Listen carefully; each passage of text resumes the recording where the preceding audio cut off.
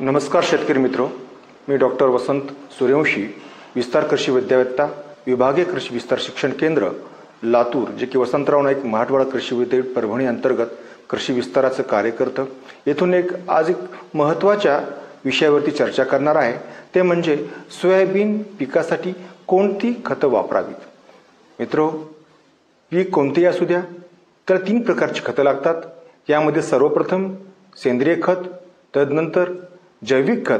या दोघांच्या माध्यमातून जर या पिकाची भूक भागत नसेल, अशा वेळेला आपण रासायनिक खतांचा पर्याय आपण निवडत असतो. तर सोयाबीन पिकाविषयी बोलायचं असेल तर 30-60-30 आणि 20 नत्र, स्फुरद, पालाश आणि गंधक हे प्रति हेक्टर या सोयाबीनला द्यावं लागतं. आपण जर एकरी प्रमाण बघितलं तर 12-24-12 आणि 0-8 नत्र, स्फुरद, पालाश प्रति एकरी आपल्याला इथं देणं गरजेचं आहे. मग यासाठी आपल्याला कोणती खतं द्यावीत, कारण बहुतांश शेतकरी हे DAPचा आग्रह करतात. इथं मला आवर्जून सांगायचं आहे की DAP किंवा एखाद्याच ग्रेडची मागणी करण्यापेक्षा आपल्याला त्या सोयाबीन पिकाला आवश्यक असणारी अन्नद्रव्य विविध माध्यमातून आपल्याला देता येतील का, यावरती विचार करणं नितांत गरजेचं आहे. कारण आपल्याला अन्न पुरवठा त्या पिकाला सर्व व्यवस्थित होणं ही गरजेचं आहे. यासाठी मी 4-5 पर्याय इथं सुचवत आहे. यामध्ये पहिला पर्याय आहे DAPचा, जे की एकरी आपल्याला 52 किलो DAP लागेल, त्यासोबत 6 किलो युरिया आणि MOP 20 किलो लागेल. जर DAP उपलब्ध नसेल तर अशा वेळेला आपण युरिया 26 किलो एकरी, सोबत SSP 150 किलो, तसेच MOP 20 किलोग्रॅम प्रति एकरी आपण द्यावं. तिसरा पर्याय आपल्याकडे उपलब्ध आहे तो म्हणजे 10-26-26चा, ज्यामध्ये आपल्याला एकरी 46 किलो 10-26-26 सोबत युरिया 16 किलो आणि SSP 75 किलो आपल्याला द्यावं लागेल. चौथा पर्याय आहे तो म्हणजे 12-32-16च्या माध्यमातून आपण देऊ शकतो. यासाठी 12-32-16 हे खत 75 किलो प्रति एकरी, सोबत 6.5 किलो आपण युरिया द्यावा. आणि पाचवा पर्याय 20-20-0-13, जे आपल्याला 100 किलो एकरी द्यावं लागेल, सोबत MOP 20 किलोग्राम द्यावं लागेल.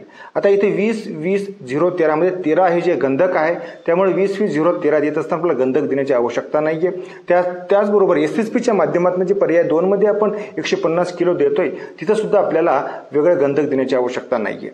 मित्रो, म्हणून या ठिकाणी आवर्जून सांगतो की मुख्य अन्नद्रव्याची भूक भागवत असताना आपण फक्त एकाच खताच्या ब्रँडची आपण मागणी न करता मार्केटमध्ये अनेक पर्याय उपलब्ध आहेत, त्याचा आपण विचार करून त्या पिकाची मुख्य अन्नद्रव्याची गरज आपल्याला भागवता येते. किमतीचा जर विचार केला तर 100-200 रुपयाचा फरक हा कमी जास्त असू शकतो, परंतु एकच खतामुळे माझी उत्पादकता वाढेल असं काही नसतं. कारण त्या पिकाची अन्नद्रव्याची गरज भागवणं हे महत्त्वाचं असतं. दुसरा एक महत्त्वाचा विषय इथं मी मांडू इच्छितो, ते म्हणजे मागील 2-3 वर्षांपासून सोयाबीन पीक 15 ते 20 दिवसाचं झाल्यानंतर त्यामध्ये आलेली नवीन पानं ही पिवळी पडताना आपल्याला दिसत आहेत. ही मुख्यत्वे करून शेतकरी थोडं कन्फ्यूज होतात किंवा संभ्रमात पडतात की हा हळद्या रोग तर नाही किंवा व्हायरस तर नाही. तर मित्रो, आलेली नवीन पानं हे पिवळी पडत असतील तर ते सूक्ष्म अन्नद्रव्याची गरज कमतरता असल्यामुळं तसं होत असतं. मुख्यत्वे करून फेरस आणि झिंकच्या कमतरता हे आपल्या जमिनीमध्ये आहे, त्याच्यामुळेच हे आपल्याला आलेली नवीन पानं हे पिवळी पडताना दिसत आहेत. जर गतवर्षी याचं प्रमाण फार मोठ्या प्रमाणात असेल तर यावेळेला पेरणी करत असतानाच मुख्य खतासोबत एक मल्टी मायक्रोन्यूट्रिएंट ग्रेड फर्स्ट 15 किलो प्रति एकरी हे मुख्य खतांसोबत आपण मिसळून द्यावं. परंतु जर आपल्याला पेरणी करतानाही खतं देता आली नाहीत, अशा वेळेला जर आपल्याला 15-20 दिवसानंतर असं लक्षात आलं की आलेली नवीन पानं ही पिवळी पडतायत, तर अशा वेळेला मल्टी मायक्रोन्यूट्रिएंट ग्रेड 2.5% म्हणजे 50 मिली प्रति 10 लिटर पाणी या प्रमाणामध्ये घेऊन आपण फवारणी करावी. या ठिकाणी हा अतिशय छोटासा व्हिडिओ आपण केलेला आहे आणि तो अतिशय महत्त्वाचा आहे. आवर्जून आपण यावरती विचार करावा. काही शंका असतील तर विद्यापीठ शास्त्रज्ञ आपण संपर्क साधावा असं इथं आवाहन करतो. धन्यवाद.